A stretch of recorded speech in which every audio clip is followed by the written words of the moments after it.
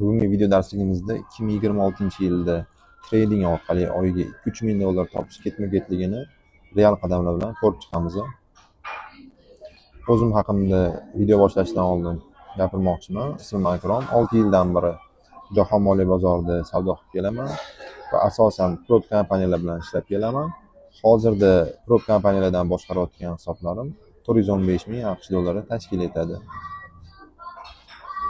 Mana bu yoqda funded bo'lgan va payout qilgan sertifikatlarimdan bir nechtasini ko'rishingiz mumkin.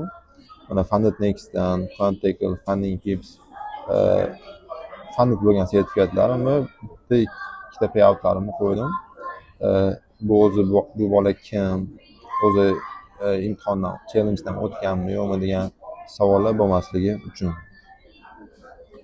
Okey, agar siz ham menga o'xshab prop kompaniyalardan imtihondan o'tib oyiga 2-3 ming dollardan boshlab payout qilib o'zingiz uchun ya'ni ishlamoqchi bo'lsangiz, 9 dan 6 gacha emas, erkin bo'lmoqchi bo'lsangiz, ushbu darslikni diqqat bilan oxirigacha ko'rishingizni so'rayman. Bu video darsligi o'zi kimlar uchun? Boshlang'ichlar uchun emas, tradingda o'rtacha darajada kamida 6 oylik bilimingiz bo'lsa, bu videoni oxirigacha ko'rsangiz bo'ladi. Va o'zingizni shaxsiy kapitalingizni risk qilmasdan turib, prop kompaniyalarning pulini boshqarib daromad qilmoqchi bo'lsangiz va uzoq muddatda sabr bilan ishlab natija qilmoqchi bo'lsangiz, bizga agar siz qanaqadir 100 dollar, 1000 dollar qilib olaman degan razgonchi bo'lsangiz yoki 2 haftada natijaga chiqib ketmoqchi bo'lsangiz, bu video siz uchun emas. Va kichkina risk bilan stabil daromad. Ya'ni men sizlarga bu yoqda 1% standart risk bilan uzoq muddatli daromad qilishni o'rgataman. Katta risk bilan razgon bo'yicha qanaqadir ishlashlarni ko'rsatmayman. Okey, o'zi 2-3 ming dollar qayerdan keladi degan savolni men sizlarga javob berishga harakat qilaman. Xo'p, 500 dollarga o'zi yaxshi o'rtacha pro kompaniyalardan hozirgi paytda shot sotib olsa bo'ladi. Hop, yaxshi ishonchli kompaniyadan 500 dollarga 100 ming dollarga hisob sotib olamiz va bu yoqda imtihonlar bo'ladi. Birinchi etapda biz ularga 8% daromad qilib imtihonidan o'tishimiz kerak. Va birinchi etapdan o'tganimizdan keyin bizga ular ikkinchi etapga yuboradi va ikkinchi etapda bo'lsa 5% daromad qilamiz.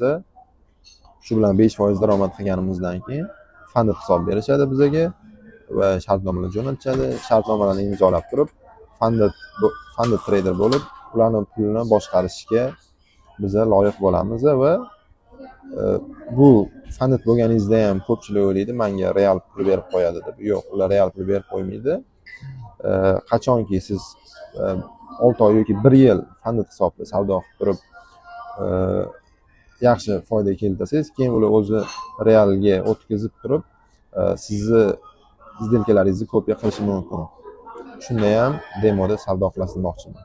Va funded trader bo'lganingizdan keyin oyiga 2-3% foyda turib 80% ulush olamiz va 20% bu kompaniyaga qoladi.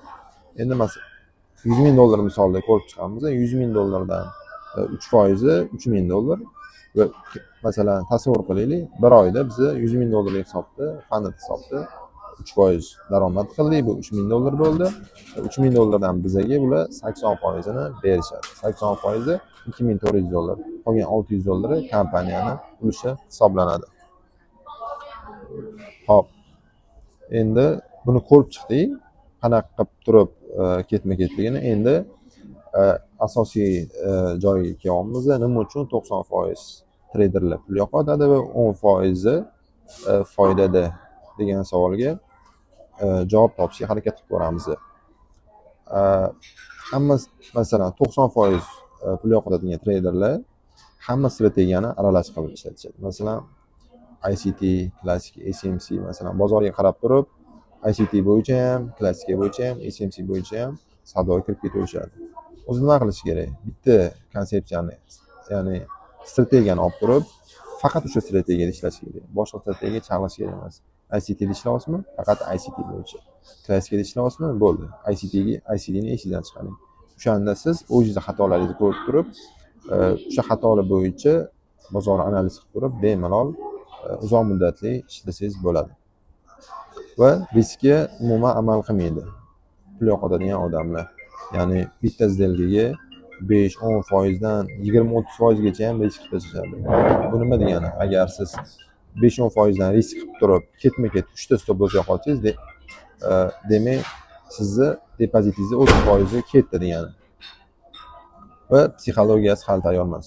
Bugun pul topishim shart deb turib savdo qilishadi. Ya'ni bugun bozorga kirdimmi, bugun faqat foyda olishim kerak. Turib faqat pul topaman deb turib, bozorni hurmat qilmasdan turib savdo qilishadi. Va sabr yo'q. 2 hafta ichida natija kutishadi. O'zi treyderlar o'rtacha daromadga chiqish yili 2-3 yil tashkil qildi, lekin bizada kirib turib, ikkita narsani o'rganib turib, уже 2 hafta ichida pul topaman deb o'ylashadi.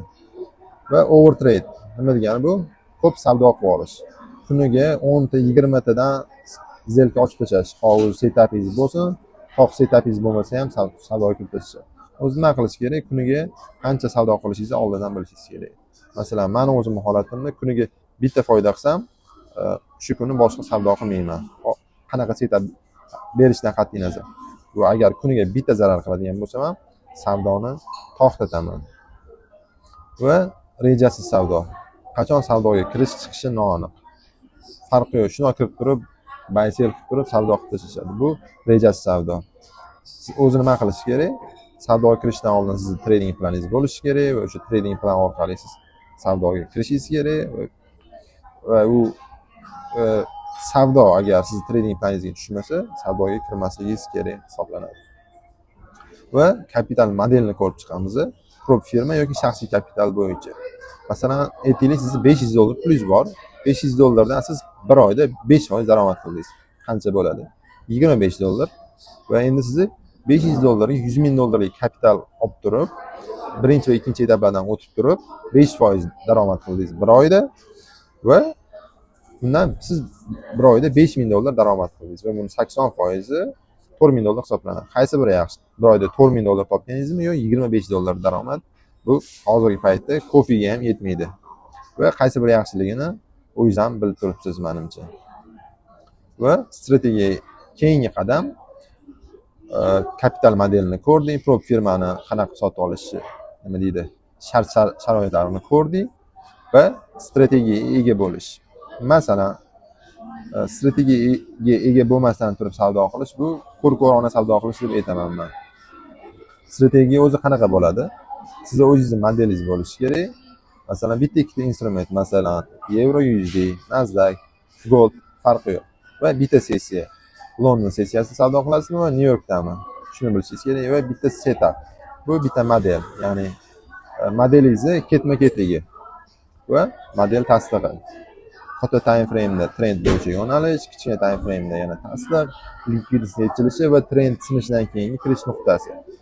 Va riskga nisbatan foydani hajmi 1 ga 2 mi, 1 ga 3 mi, 1 ga 4 mi qanaqaligini bilib turib, oldindan savdo qilishingiz kerak. Va bu bilan sizlarga men shu modelda ishlanglar deyotganimda, prosta sizlarga bitta modelni misol qilib tushuntirdim. Va strategiyaga ega bo'lganingizdan keyingi yo'l model skeleti deb ataladi. Bu yoqda men shu strategiyani modelini o'zingizlar chizib olishinglar kerak. Men bu yoqda hozirgi aytgan strategiyamni modelini skeletini chizib oldim va sizlarga ko'rsataman. Bu yoqda mana ko'rishingiz mumkin, o'suvchi trendda ketyapmiz. Men bu yoqda likvidnost yechilib qolgan va model singan, nima deydi, trend singanidan keyin OT order block olib turib savdoga kirib, buy sidegacha tushlanadi. Va sizlar ham xuddi shunaqa o'zingizlarga model skeletini chizib olishinglar kerak bo'ladi. Model skeletini chizib olgandan keyin va modelga bitta misol ko'rsatdim. Hozirgi xuddi shu modelga misol tariqasida ko'rishinglar mumkin. Endi keyingi qadam, sizlarning o'sha modelinglar bor va depozitinglarda savdo qilishga shotinglar ham bor. Eng muhim qadamlardan biri risk management. Qoidasi bo'yicha o'zi bitta savdoga 0.25-0.50% dan maksimum 1% gacha risk qilinadi qoidasi bo'yicha. Kunlik maksimum yo'qotishinglarni ham oldindan bilishingiz kerak. 1%. Masalan, bir xilida 2%, 1% eng yaxshisi deb aytolmayman. 1% zarar qildinglarmi bir kunda bo'ldi, o'sha kunga savdoni to'xtatishingiz kerak bo'ladi. va haftalik maksimum yo'qotish 3%, ya'ni haftasiga 3% zarar qilganingizdan keyin bo'ldi. O'sha hafta boshqa savdo qilmaslik kerak hisoblanadi. Okey. Keyingi qadam money management, ya'ni pulni boshqarish bo'ladi. Va sizlar savdoga money management o'zi nima degani? Pulni boshqarish, savdoga kirishdan oldin qancha pul yo'qotishga oldindan bilish va bunga tayyor bo'lish. Masalan, men o'zimga qarab, savdoga kirishimdan oldin qancha pul yo'qotishimni oldindan bilaman va bunga men psixologически tayyor bo'laman. Misol, $20,000 hisobda 1% dan risk qildik savdoga, bu $200 bo'ladi. Bu bilan siz bitta savdoda minus qilsangiz ham o'yinda qolasiz. Ya'ni $20,000 dan $200 aytsangiz, $19,800 sizning balansingizda bor va bu qilgan zararingizni keyingi savdolarda qoplasangiz bo'ladi. Va yana muhim narsalardan bittasi bu risk reward, ya'ni riskga nisbatan foydani hajmi. Bu matematik ustunlik deyiladi. Masalan, siz bitta yo'qotsangiz, ikkita yoki uchta topishingiz kerak foydaga chiqishingiz uchun. Matematik ustunlik deb shunga aytiladi. Agar siz topayotgan pulingizga nisbatan, yo'qotayotgan pulingizga nisbatan topayotgan pulingiz 1/1 yoki 1/2 bo'lib qolsa, bu siz avtomatik zarardasiz degani. Okey, money managementdan keyingisi mana foydada bo'lish uchun risk reward va win rate cheat sheetini sizlarga qo'yib chiqdim. Bu yoqda ko'rsanglar 1/1 ishlayotgan paytingizda 20% win rate'da zarardasizlar. Va 30% da ham zarardasizlar, 40% agar 60% win rate'da bo'lsanglar foydaga chiqasizlar. Bu yerdan sizlarga o'zingizlarga mosini topib chiqishingiz kerak. Bu menda o'rtacha RR 1/5 bo'ladi va 1/5 ushlagandan keyin siz win rate'ingiz 1 ya'ni 20% win rate'da ham foydaga chiqib ketsangiz bo'ladi. Yo win rate ko'tarish kerak, yo risk reward ko'tarish kerak. Agar ikkalovini ham ko'tarsanglar, sizlar o'sha foydada hisoblanasizlar. Va pul topish uchun har bitta savdoda foyda qilish shart emas. Muhimi matematik ustunlikka ega bo'lish. Hozir yetgan narsam 10 ta savdo misolida ko'rib chiqamiz. Masalan, sizlar 10 ta savdo qildinglar. 4 tasi foyda, 6 tasi zarar bo'ldi. Va risk rewardinglar 1/3. 4 ta savdodan bitta savdoga $100 dan risk qilgan bo'lsanglar, $1,200 foydadasizlar va 6 ta zarariga $100 dan minus qildinglar, $600. Natijada $1,200 dan $600 aylashsa, baribir biza $300 foydadamiz. Shuning uchun iloji boricha har risk rewardni ko'tarishga harakat qilish kerak deb o'ylayman men o'zim.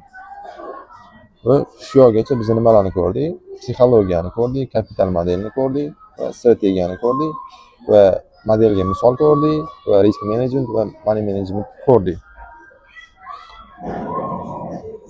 Agar siz ham xuddi shu model risk management hammasini mana o'zimdan o'rganmoqchi bo'lsangiz, 2 oylik mentorlik offline dasturimga sizni taklif qilaman. Ro'yxatdan o'tish uchun pastda Google forma link qoldirdim. Shu link orqali ro'yxatdan o'tsangiz, menejerlar siz bilan bog'lanib, mentorlik dasturi, ya'ni kurs bo'yicha to'liq ma'lumot berishadi.